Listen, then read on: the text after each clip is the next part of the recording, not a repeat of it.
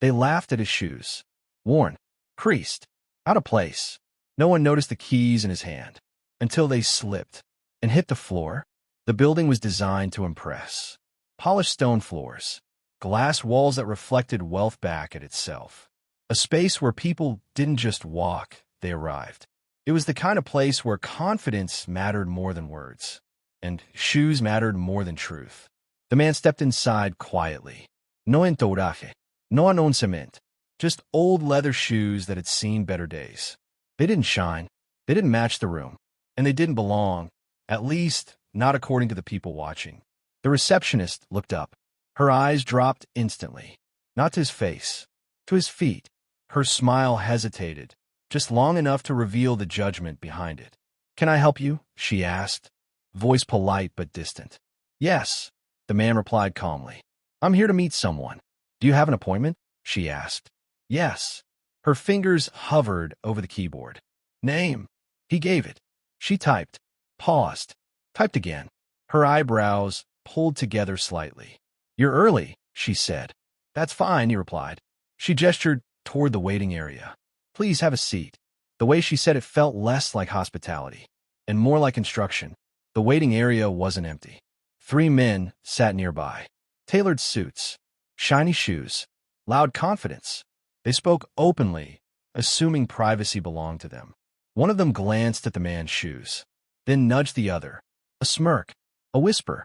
"Did you see that?" Soft laughter followed. Not cruel. Worse. Dismissive. The man noticed. Of course he did, but he didn't react. He crossed his legs slowly. The old shoes creaked softly. Those shoes weren't neglected. They were chosen. They had walked factory floors, boardrooms, construction sites, long nights and early mornings. They had been there when deals were signed without handshakes, when promises were broken quietly, when money moved without noise. The man had replaced almost everything in his life over the years, but not those shoes. They reminded him of something important, where he started, and how easy it is for people to forget what matters. One of the men leaned back. "Security must be slipping," he said casually. "Anyone can walk in now." The others laughed. The receptionist heard it. She didn't correct them. Instead, she glanced at the man again, as if checking whether he was, in fact, a mistake. He remained still, silent, observing. Minutes passed, then more. People were called back. Names announced. Meetings began. But his name wasn't called. The receptionist avoided eye contact now. The laughter behind him grew louder. The man checked his watch, not impatient, just aware.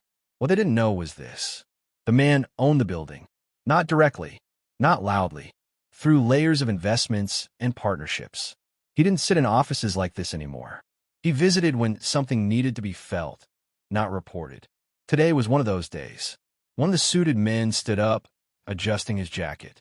As he passed, he looked down deliberately. "Nice shoes," he said with a grin. The others laughed openly now. The man looked up, met his eyes, and smiled gently. "Thank you," he said. That response confused them. They walked away, still laughing. Up, slowly. As he did, something slipped from his hand. Keys. Not just any keys. They hit the marble floor with a sound that cut through the room. Metal on stone. Sharp. Final. Everyone looked. Because keys tell stories. And these keys told a different one. Heavy. Custom. Engraved. Access keys. Master keys. The laughter died instantly. The receptionist's face changed. The men turned fully now. One of them whispered, "Wait, those look like..." The man bent down, picked them up calmly. A door opened behind the desk. A senior executive stepped out. His eyes landed on the man. He froze, then straightened immediately. "Sir," he said, voice sharp with respect. The room went still.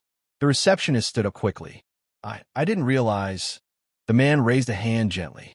"No need," he said. The executive turned to the room. "This meeting will begin now," he said firmly. And then, to the man, "Whenever you're ready." The man walked past the waiting area, past the men who had laughed, past the receptionist who wouldn't meet his eyes. His old shoes echoed against the floor. Not weak, not out of place. Authoritative. The meeting room was silent when he entered. Executives stood. Not because of protocol, but instinct. He didn't tell them to sit. He didn't need to. They waited. He placed the keys on the table. I came today, he said calmly, to see how people are treated before they're recognized. No one spoke. I got my answer, he continued. Changes were announced that day. Not loudly, but permanently. New policies, new leadership, new expectations. Respect was no longer optional. Here's what lies beneath moments like this. People don't reveal who they are when power is obvious. They reveal it when they think it isn't. Old shoes don't mean a small life, and silence doesn't mean weakness. Never laugh at what you don't understand.